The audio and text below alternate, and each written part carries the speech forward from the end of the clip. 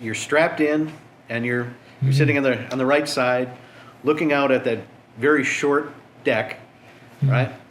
And Jimmy Doolittle is sitting next to you.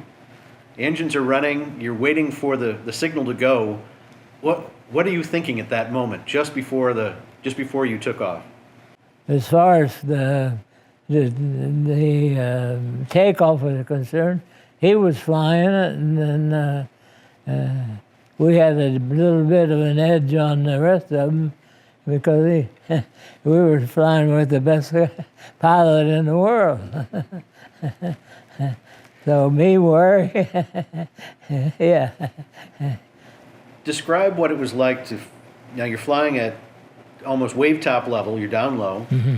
What was it like to actually cross the coast and actually begin your bombing run? Our target was the whole northwest part of Tokyo. Bombardier's dream. He could hit it any place. But anyway, we had incendiary bombs. And our job was to bomb northwest Tokyo, set it afire, and do as much damage as we could. Fred Bramer had picked out a place in the middle of Tokyo that he thought it would be a good place, prominent, so he recognized it, and it worked out that way. And all we did was cruise up to that point.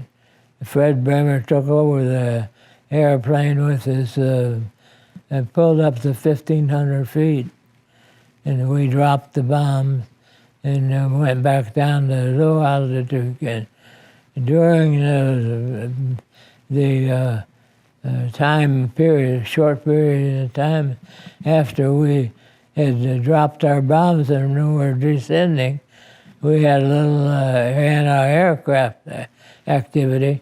It wasn't accurate, and so we were able to go back down to low altitude. And none of the other airplanes following us, except the Brick Holstrom, had any activity from the ground besides the anti-aircraft after that. So they really weren't prepared, and they were surprised. Finally, your fuel is just about gone, and General Doolittle decides to have everybody jump, right? The way it turned out, this big front over China developed a pretty powerful system, and it developed a tailwind, which we didn't know we had. Had it not been for that, we would have ended up in the water. But it turned out that it was a big help. But we also, the Chinese heard our engines and thought we were Japanese. So any light that would have been visible wasn't visible.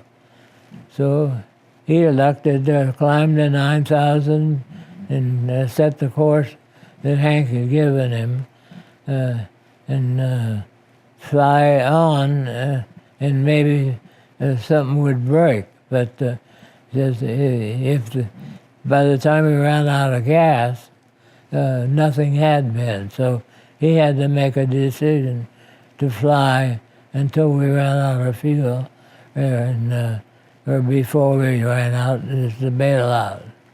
In which we did. Paul Leonard, the rear went out first.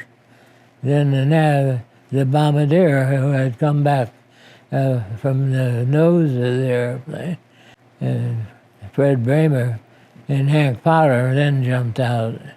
And I followed him, and Colonel Doolittle was the last one to bail out.